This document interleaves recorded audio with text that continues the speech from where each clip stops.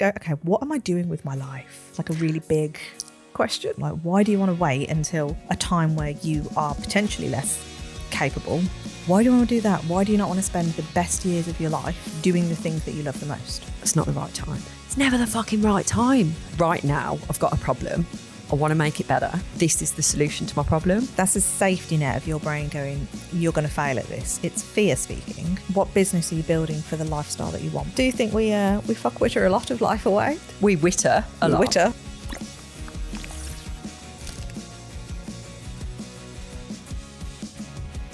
I've been reading a new book. Do you mean listening to a new book? I was going to fix it. I'll fix it for you. Yeah. Yes. 4-Hour Work Week. 4-Hour Work Week? Yes, by Timothy Ferriss.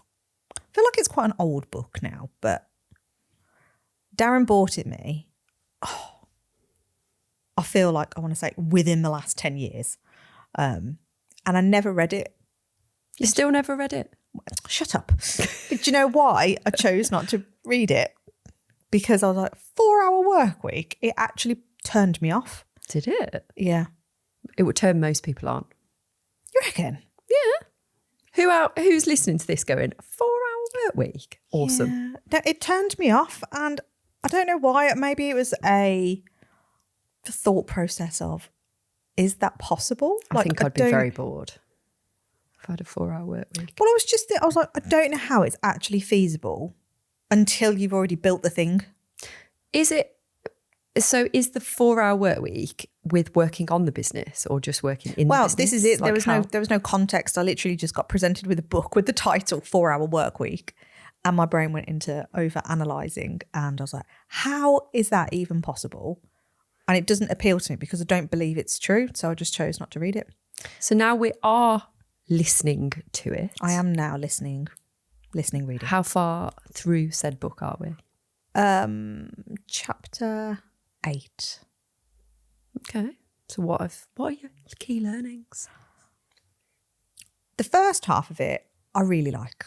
So it's all about how to think more purposefully. Again, I think there's a theme across a lot of our episodes of how to think more purposefully about what you want from your life. And I really liked that because I think for a lot of us, and I am definitely putting myself in this category, it is so easy to get consumed with the air quote normal stuff. Like you go to work, whether that's your dog training, walking, maybe a proper job. Do you know what I mean? Like you do the work thing, then you go home and you do the dinner thing, and then you do the kid thing if you've got kids, and then you do the dog walking thing if you've got dogs, and then you maybe sit and watch TV with a partner if you've got a partner. Then you do some housework. And it's all just the life stuff. I was like, bit depressing really if you zoom out and just go, is that all we're doing? Put on this earth just to do that. It is. I mean, this is what was coming up for me. Bumbling along. I was like, it's just quite, I don't know. It scared me a little bit because I was like, is that all I'm doing? You know, it's funny, isn't it? Because imagine when you were born, you could understand. And if someone said, right, do you know what? In a few years' time, you're just going to be doing that, exactly what you've just described, every single day until you can't anymore because you've got no capabilities anymore. Yeah. Like, you'd be like, I don't know if I want to bother. Yeah, work where you like, save for a rainy day. The rainy day is now here. You've got some cash in the bank. And then you maybe do what my parents do and they go to Greg's and have a cup of coffee. We've just been to Greg's. I know, the irony. We've been to Greg's twice. We stopped on the way here at the services and we had you had a hot chocolate, I had a coffee. We've just been for lunch. Mm-hmm. Nothing wrong with Greg's. No.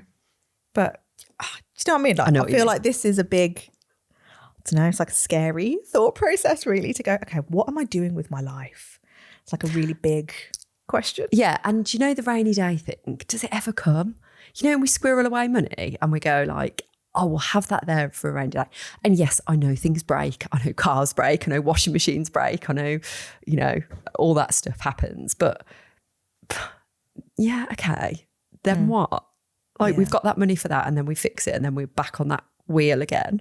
Well, this is it. And, like, me and my sister have been talking a lot about this recently with the whole situation with my mom and how so like devastatingly sad it is that both her and my dad did the thing. They worked for retirement, got some money in the bank for retirement, and now that'll never happen.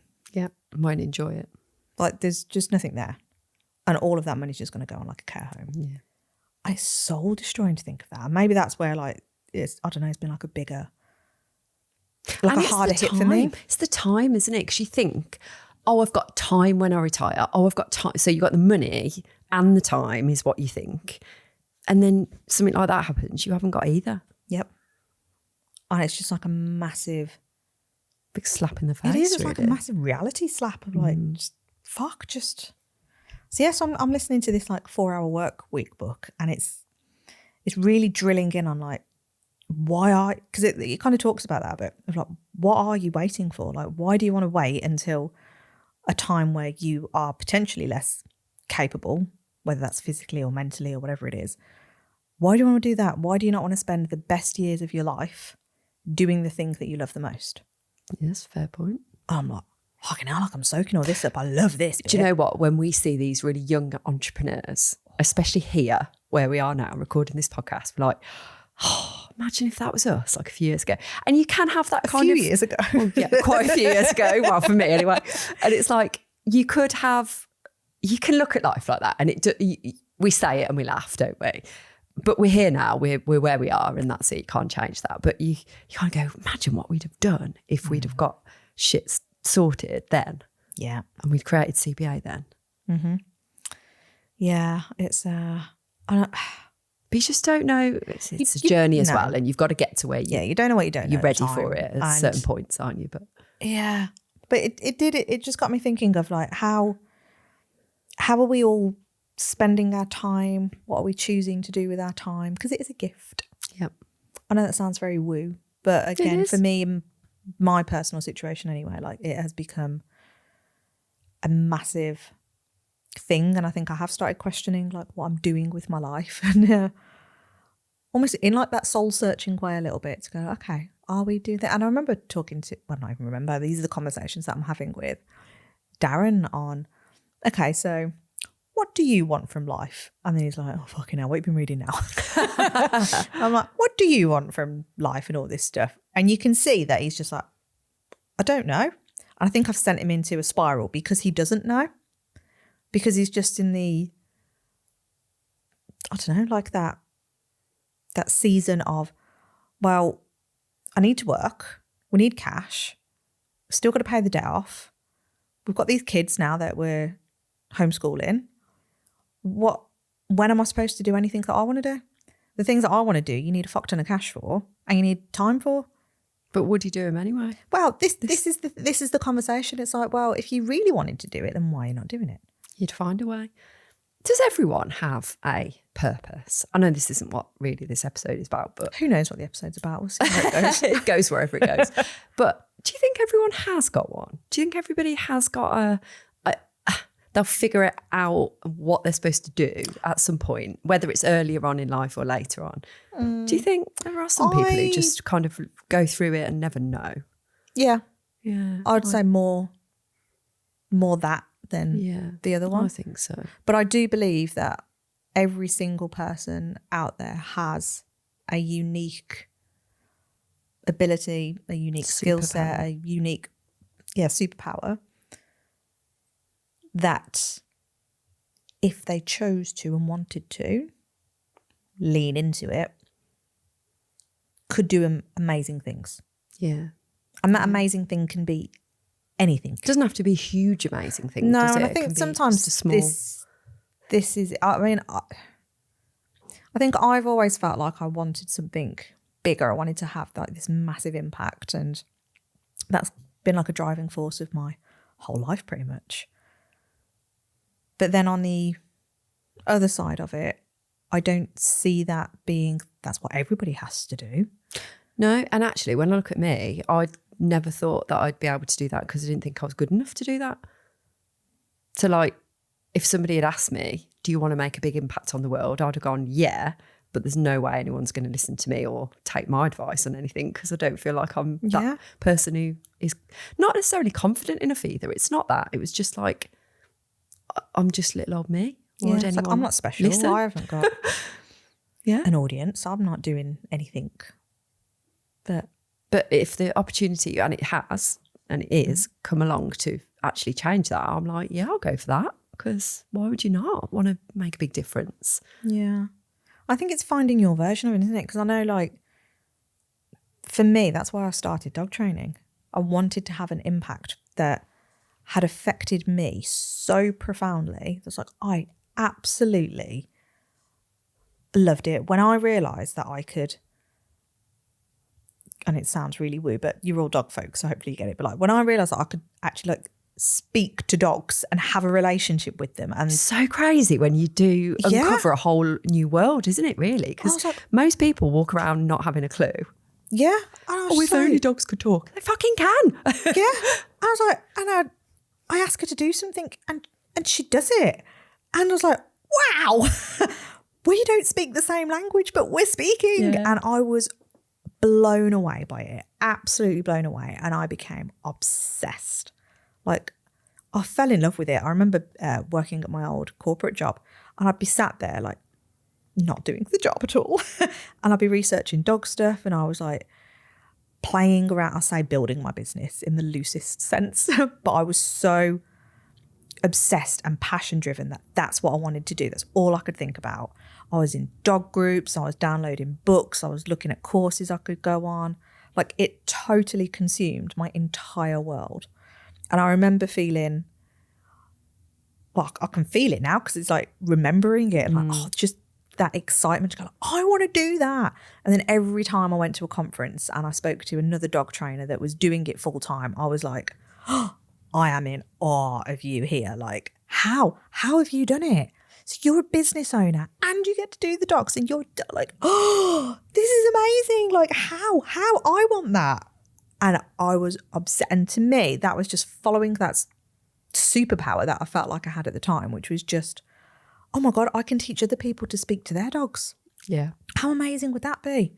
And then if you've got that skill, then you get to be a better human being to somebody else, because through that I've learned patience, I've learned resilience, I've learned a lot of skills. And I remember thinking at the time, oh, I am being a better human being, because now I can look at other humans with a little bit more, what's the word I'm looking for? Empathy, or? Maybe empathy. Like, you know, sometimes, like, not sometimes, we all default as a human and we can be a bit of a dick. Yeah. And we just like, oh, that wasn't very nice. But having that ability to flip it and hit pause and go, why have you reacted that way? Let me look at it. The same way you would do like a behavioural assessment. Of that kind of work that we've done a lot more on in recent years, isn't it? But yeah, I think being a dog trainer helps you have a good foundational understanding of that ability to stop and assess the situation in a different way, because you have to with dogs. Yeah, so all of that. Sorry, that was a really excitable tangent. Do you know, you were making me think. No, but as you were talking and you were lighting up and stuff, I was thinking about the same thing for me. I remember like bumbling around in hospitality. Bumbling. I love this word. Can we insert bumbling more often? Around in hospitality jobs and fucking hating it. Just being abused in every job that I worked in a hotel or a pub or whatever. Going, how have I ended up here? God's sake, I'm a fucking people person and look where I've ended up, like dealing with people problems. And then, yeah, when I got into rescue, and then when I was there a few years before I even thought about starting a business. And I remember absolutely loving it, wanting to be a behaviourist at the Blue Cross and doing everything I could. And I couldn't be one because I didn't have a degree and I wasn't good enough. And that's the first thing I thought, actually, looking back, me going, you're not good enough to do that because you don't have a degree. And you could only go for an interview for the behaviourist job at the head office if you'd got a degree, animal behaviour degree. And I was just like, oh.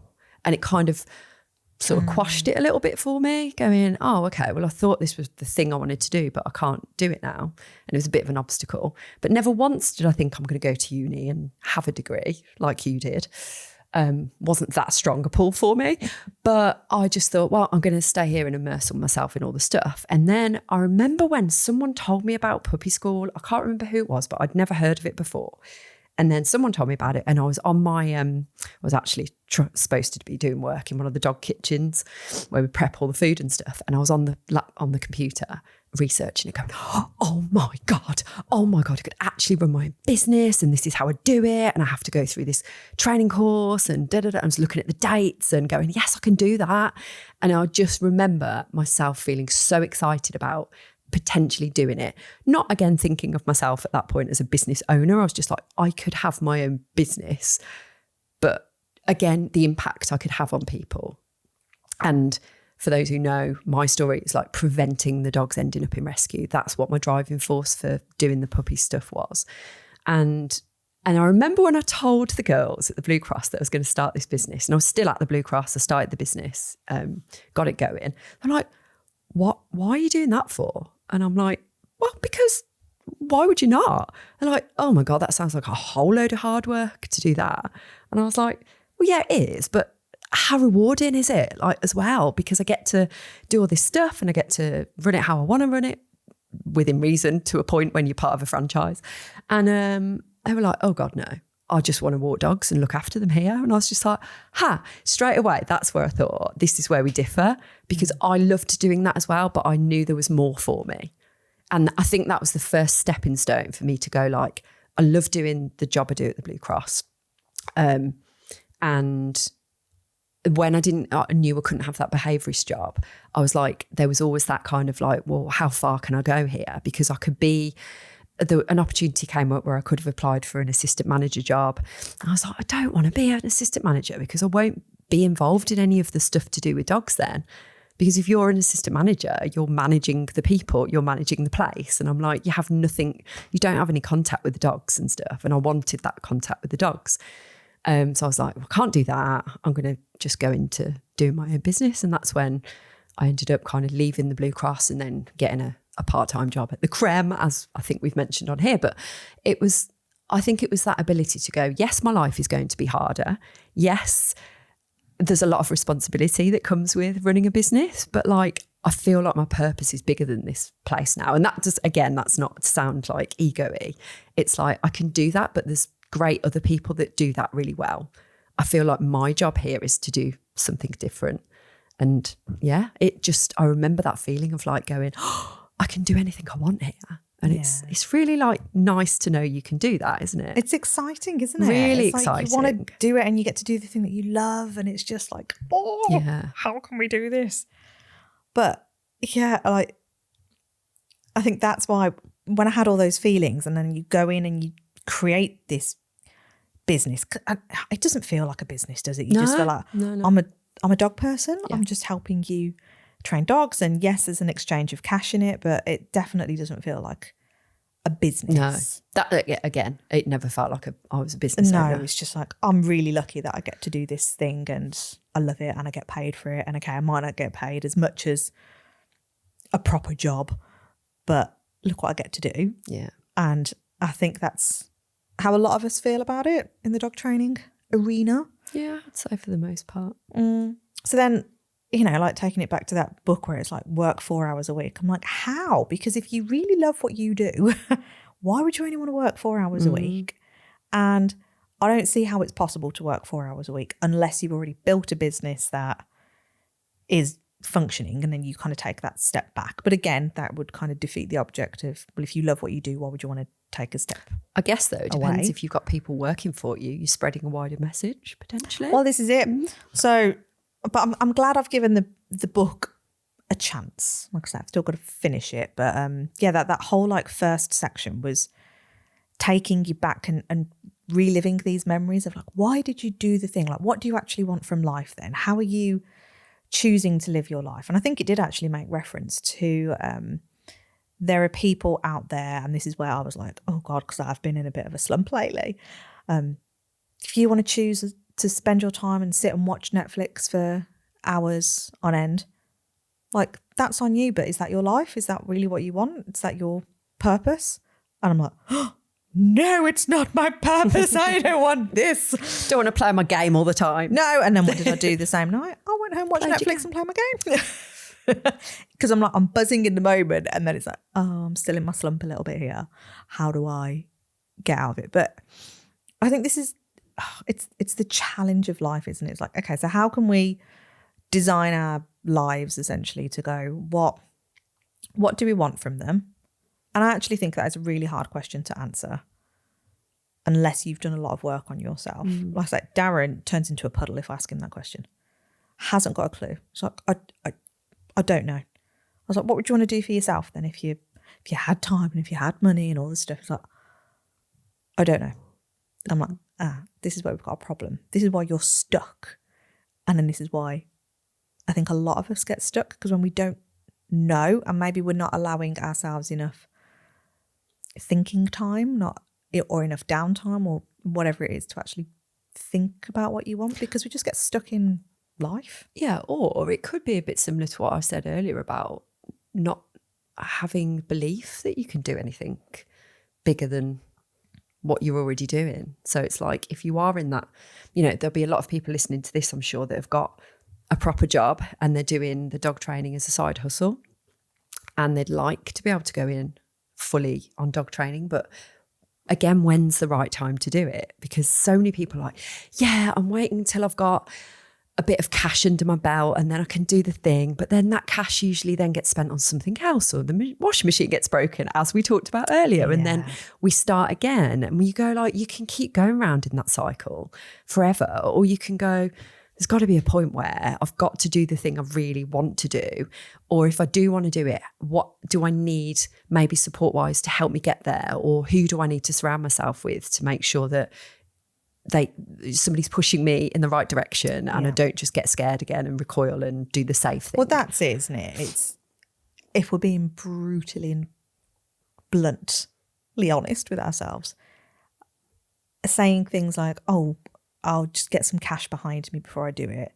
That's a safety net of your brain going, you're going to fail at this, so you need cash because it's not going to work. Yes. And I can go back to what I was doing before potentially, if not. And you always can, by the way. Like, there's always that opportunity to get another job. But it's fear speaking. Yeah. It's that part of your brain is going, nope, I'm going to keep you safe. So you thinking you've got cash there is essentially a stall tactic. Yeah. Because I remember when I got made redundant. Well, I didn't get made redundant. I got voluntary redundancy from the council, and it was about a couple of grand. And for me, I'd been wanting to go all in on, I wish it was just dog training, and then I did dog walking as a supplementary thing. But I had that couple of grand, and instead of going in with, I've got a couple of grand here if it doesn't work, I was like, I'll buy a dog walking van. And that's what I used it for, because I was like, well, no, because that's an investment in that thing. So I suppose it's like, did I ever feel that fear? I don't think I ever felt it. I don't think I ever felt it because my business was quite well established at that point. I was getting a steady stream of people in. A lot of the people that I'd done dog training before expressed an interest in dog training. So I'd got that. I felt pretty confident that I'd be able to get enough clients in for the dog walking, and it didn't take very long. And I was at capacity for the dog training, for the dog walking as well. But yeah, I could have looked at that to go like, I don't know whether I take that redundancy money or whether I just put it in a pot and hope it's going to, be there for the rainy day and stuff. And I'm not a person who just does a lot of risk taking really. But at that point, I think I must have had enough belief in me to be able to make that jump. And I just probably thought, fuck it. Like, I've got to do something because I don't want to stay in the job I'm in. They'd offered me another job, which was a shit version of the job I'd got. And I was like, I'm not doing that. So worst case scenario, my mate works in recruitment. I'll just ask him for a job and I'll do something else for a bit. So I guess, yes, there's that. What is the desire great enough, I suppose, as well, to do it? Lots of factors in it, isn't there? But yeah, it's fear is a big one. Fear is huge, absolutely huge. And I think this is where, it's like, it's bigger than dog training, this conversation really, isn't it? Because it's like, well, how do you create then the life that you want and not have your shoulda, coulda, woulda moments and again, like, I don't know, maybe I have got a different view on this since the whole thing with my mum, or I feel like I've always had it, but maybe it's just been like heightened and sharpened a lot more since this situation, because it's like, wow, like what are we waiting for, and what should we be doing? And I think it's leaning into knowing yourself again and being able to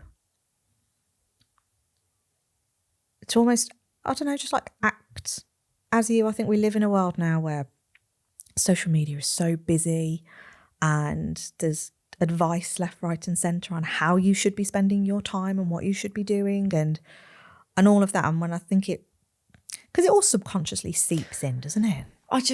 I think it's half the battle, or predominantly the battle of why people don't do stuff is the noise. Yeah, it is. It's so noisy. And again, maybe when I did what I did, there was a way less noise then. There was way less that I was looking at and hearing and seeing, and I just was in my own little bubble and went, well, if I want to do that thing, I'll go and do it. Yeah. And it's almost easier to see the downside of things now.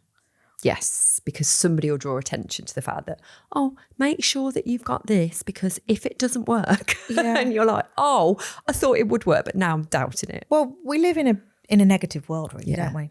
Humans are negatively biased. Yeah. All we ever talk about is the downside. We always try and flip that with our clients, don't we, to go, so, oh yeah, but it might not work for this. And well, what if it did work? What could be happening right now if you did do the thing and it worked? Oh, well, the effect of that could be X, Y, Z. Awesome. Now we flipped it into positivity. But I know that's a hard thing to default to. Yeah. Which is why for us, it's such a role that we take to go, it's up to us to see if we can shift that mindset a little bit and flip that belief.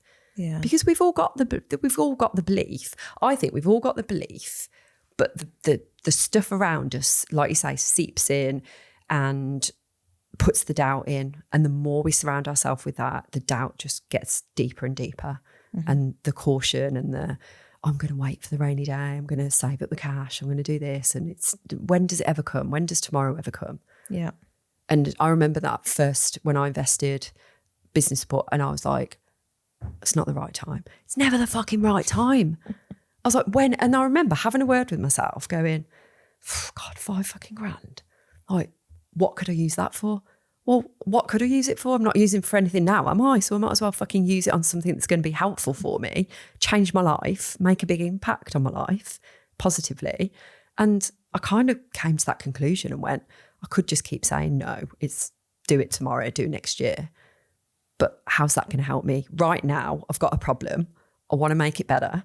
This is the solution to my problem. Why am I not going to do it? And I think sometimes if you just have that word with yourself, and it sounds easy, it wasn't easy. It was me going back and forth in my own head. Like it could be brilliant. Oh, but what if? Oh, it could be brilliant. What if this?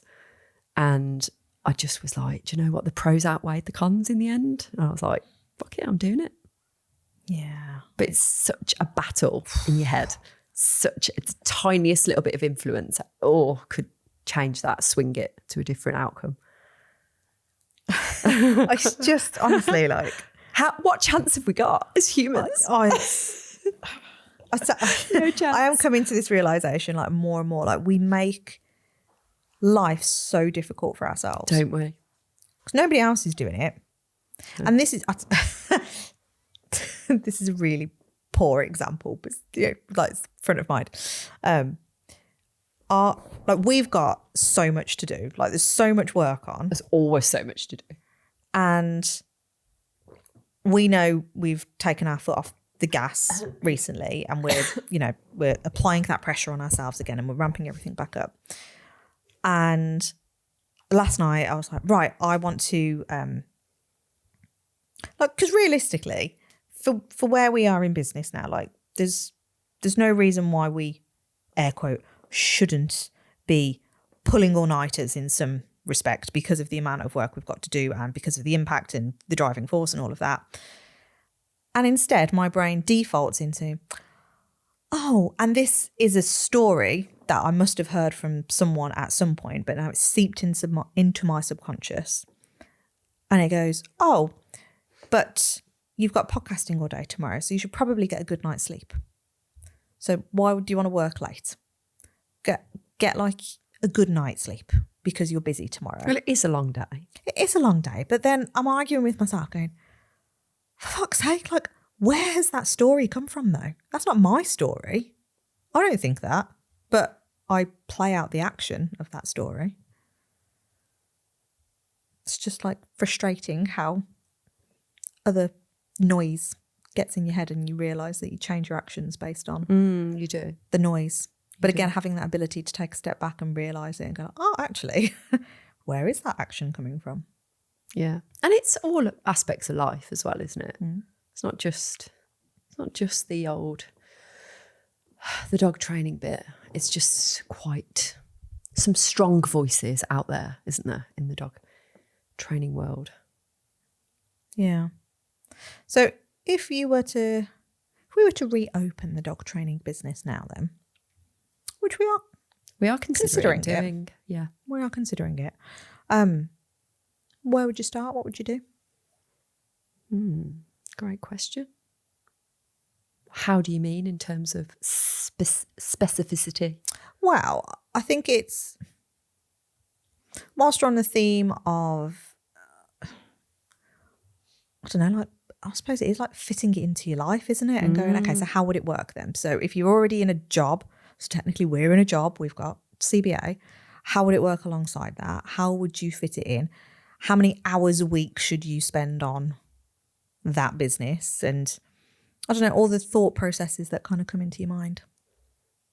I don't know, because I haven't actually sat down and worked any of it out. I don't know. I suppose it starts with all that stuff, but you have to put those parameters in, don't you? Like, realistically, how are we going to do that and do this to the best of our abilities and potentially grow the dog training, which is what we want to do? I think that's the plan. No, don't know. Yeah, it's because it sounds easy, doesn't it? Like on paper, it's like, right, okay, sit down, let's work out your capacity and see how it works. And I think maybe this is the difference if you're trying to run more than one business. I think it is a mindset shift if you're in employment and then you're trying to build your own business, because theoretically that passion is more in the business. Yeah. This is the tricky thing, isn't it? Yeah. And I think that designing your life and trying to figure out what's what, I'm actually going to go against what I thought I was going to say, which is thinking more sensibly about things. I don't think you can think sensibly if you're going to start a business. Well, no. Not initially, anyway. No. I think if you try and think sensibly and logically, you'll put too many blockers in the way, won't you? Because like realistically, you want to go like guns blazing at this. It's like, yes, we're going in. I'm going to jump 2 feet. Yeah. Well, throw everything at it. There'd be a hard, I say hard, we do still get inquiries now. There is still a presence. People still like the Facebook page like most days. And I don't know where it's all coming from, but I suppose that many years between us of being present in that bit. But I think you've got to get down on the ground again and get the word out there, haven't you? Like, that'd be the very first thing, is get, I say shouting, but just get that presence back again and the awareness back and get everywhere. Yeah. Let people know you exist again. And this is why I think it does come down to that not thinking sensibly. And when I say not thinking sensibly, I don't mean going without a plan, but have that passion behind you. Because if you are not so super excited about what it is that you are doing, you're going to struggle to market yourself anyway. Yeah. And I think this is where it can clash sometimes with a lifestyle choice. And this is where your lifestyle choice has to kind of come into it a little bit. Yeah. Which is why it's this whole ugly grey area, isn't it? It's like, right, okay, think sensibly about what you need to do, because life does life and you've still got roles and responsibilities and stuff in your just normal life. And then you've got this thing, like this little excitable itch that you just need to scratch and be like, right, but look at all that stuff that we can do there. Yeah. And it is hard because we've had to turn down events and stuff this year because well, I mean, let's be honest, like partners can't cope if we disappear for No, well, there is for too that as a long. massive factor, but That's the main thing. So, kids and dogs, you need to look after those for like 2-3 weeks. Yeah. Not happening. So that's a challenge. But these are the challenges that we all have, and it's trying to figure out how can we make it happen. And this for is your where I life. think you come back to the seasons bit as well, because if we were to start that dog training, things would be pretty hectic for a little bit. And there would be lots of working hours and probably arguments of, can you do the dinner? Can you look after the dogs? Can you walk them? Can you, step up a little bit? And then it would ease off a little bit probably, but then there'd be probably another bit, because then if we were looking to bring on staff, which is what we are looking to do, there'd be that period of like, it's more intense again now because we need to put our focus on them. And then we're going to be sort of swinging a little bit. So I think it's just that you almost are looking at the long-term plan, but for the immediate short term, it's going to go a little bit like a roller coaster, isn't it? Yeah. And that's what you kind of expect it to do. And I suppose even if you're launching a brand new dog training business, it's going to be that hard bit of graft at the beginning, isn't it? Mm-hmm.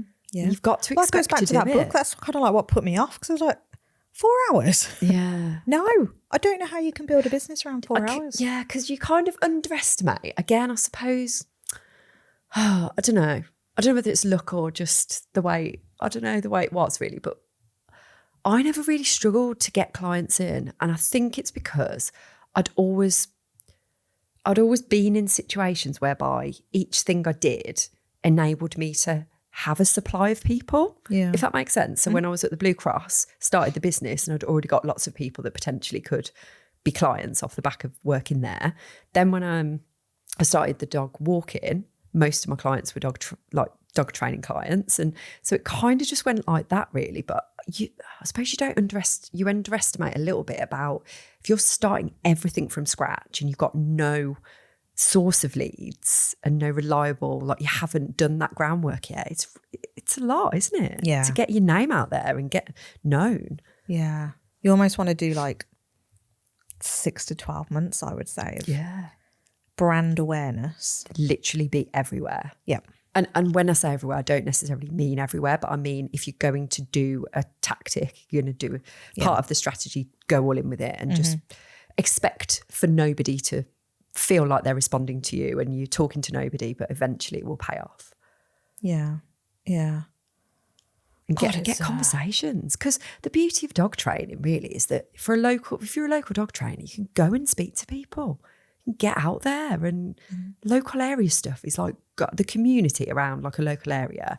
Such a big opportunity for people, isn't there? Yep. And I think because the way mine kind of grew really was I didn't quite realise how well known I became until like really afterwards. I think it was after we merged and stuff that I'd actually gone, shit, I didn't quite realise how, I say big, I don't mean big, I mean how that awareness had spread so much, and that people were like, oh, you're not doing it anymore. Like eventually when we stopped doing it, we're like, no, it's that kind of thing where you just go, I didn't realise what I'd built here. But it was a lot of years of doing it, a lot of work went into it, really. Yeah. But I think, again, it's this whole thing of like the instant gratification thing these days. Yeah. Sticking a few posts on socials and expecting it to, and it's not going to happen. No. Well, we're guilty of me with my D profile as well. Like, I'm terrible. In fact, I feel like everybody could relate to this, even if you're not a D profile. You put a post out on social media and you've crafted it and you've spent ages on it. You've spent a bit of time on it. You post it. And then I'm checking my phone every 2 seconds to see if I've got any likes, any comments, any of this stuff. And I'm like, it's a bit flat. And there's probably loads of people who've seen it and they've gone, brilliant, love that, but haven't actually said they love it or haven't actually pressed like. And then I'm there like, you fuckers. You're out. Why haven't you done anything? Why don't you ever respond? Yeah. But it's that hard. There's no feedback. There's no like, you but don't for me, know. it's like, I want it instantly. Yeah. Like if when we send an email out to our database, she's checking. As soon as I hit send, I'm straight in the back end at the data going like, oh, let's look at who's opened it. You've just revealed a secret now. We can see if you've opened our emails or not. But it's instant. I'm like, as soon as I've hit send, I'm like, who's opened it? I'm like, fucking hell. Like, it's probably not even been 30 seconds. You message me sometimes like, Joe, give them a chance to even open the fucking thing. It's probably gone in junk. They don't even know it's there yet. I know. But it's this instant gratification. It's like, need it now. Yeah.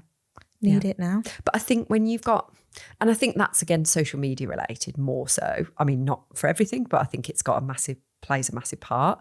But again, when you look at the opportunities for a local dog trainer, and these are the things we're scared about. We're scared about going and speaking to people this day and age because we don't have to for the most part. Look at the episode we just did on fucking self-checkouts and stuff. Like, you don't have to speak to people really. And this is the bit, again, when we're looking at that, the trust and the personal brand bit, like, it has to be the case. You have to get out there and speak to people. And even if it is social media, you've still got to do the speaking bit. Yeah. And it's, I know it's scary and I know it doesn't come natural to people often, but it's the way that's going to make a huge difference. Yeah. And I think it's a nice way of like circling it back into what business are you building for the lifestyle that you want? Because again, like Darren and I have been having these conversations because I've come across this like world schooling hub thing. Oh yeah. I was like, oh my God, we could like fuck off to a different country for like 4 weeks and just hang out with other people that are homeschooling their kids. And it's all like on this little community bit. And I was like, oh, this sounds amazing. I mean, I've described it like a cult, but it's not. I'm like, oh, that's amazing. We could do that. And I'm fortunate enough that we've built a business that could still work. Oh, my stomach's making a funny noise. It's you this time. It's usually me. That, do you know what I mean? Like, but I've almost created the business, or we're in the throes of creating the business that would allow for me to do that if it was to work. I've already got it all planned out. Like, you could come and hang out with me for like a week whilst we're there in a little, it's all sorted. While Gareth's not coping with the dogs at home. Yeah, it's fine. It's totally fine. People bring their dogs. Do that? Yeah, shitbag can come along. Oh my God, shitbag Davis can come. But yeah, it's all sorted. But do you know what I mean? Like, it's, how do we do that? Because then these are the conversations I've been having with Darren. I was like, how attached are you to your business? Like, if we were to do something like that, because I mean, it's not like a move, but it's a good few weeks. Can't really mow lawns out there, can you? Well, this is it. So he's like, but how would the mowing rounds work? Because then I've got people, S profile, I've got people that are relying on me to do their mowing rounds. And if I do them fortnightly, and if we're away for like 3 weeks, it's going to screw everything up, isn't it? I'm like, well, we're not thinking of going until next year or the end of this year. So you've still got like another 8-9 months to sort all this shit out. And he's like, oh, no, can't possibly do it. It's going to upset too many people. I'm like, seriously? But I was like, you're not as invested in your business. And I know that sounds really horrible. It's not what I mean. But he's creating this stress around a non-problem. But to him, it's a massive problem. It's an attachment to something that isn't an attachment, even though it is. Yeah. And because there's lots of intricacies in that, but that is all in his head. And the stress that is causing him, the thought of it. He is a very, like, he doesn't want to let people down. Nope. And he wants to make sure he's there and he's reliable and loyal. And that's what he's worrying about, isn't it? Yeah. It's not the actual business as such, it's the people bit, it's the letting them down, isn't it? Mm-hmm. And a lot of dog walkers out there say the same kinds of things. I used to say this when do you remember us having this conversation? I was like, no, nobody's going to find a dog walker like me. And I'm like, fucking hell, Vic, you're up your own arse a little bit, aren't you? There are plenty of other dog walkers out there. I thought this when I brought staff on as well. I'm like, but they're not good enough. They've bought me. I've done the sales call. I've done this. And now I'm going to introduce you to a staff member. Like, no. Yeah. And then I'd be absolutely paranoid. It's like, oh gosh, you can't do it as good as me. And then you'd hate it because they prefer Kerry to you. Yes. You would always go like, oh, those people, I've got a relationship with them and they prefer Kerry now. Yeah. Like, well, that's a good thing, isn't it? It was a very good thing, but it was a very painful thing as well. Fuckers. Everyone's a fucker. See what I have to deal with, everyone. Give me sympathy. Everyone. I feel like that's, a lot of people feel like this now. Do they? I can't be the only one. No, they do. They do. I'm unique in a lot of ways. Yes. I'm not that unique. No, I feel it. I get it. Thanks. But it's funny saying it about you. Because you get more frustrated than most. No. Paranoia. Oh, dear. Oh, we're so fucked up as humans. Basically, that's the theme. Not everyone else is a fucker. Like, we're all fuckers. If we survive this life, we have achieved a massive thing. Fuckwittery. Fuckwittery. It's a great word, that. I haven't used that for a while. No. I like it though. Wittery. But no, I do think we fuckwitter a lot of life away. We witter a lot. Witter. So, yeah.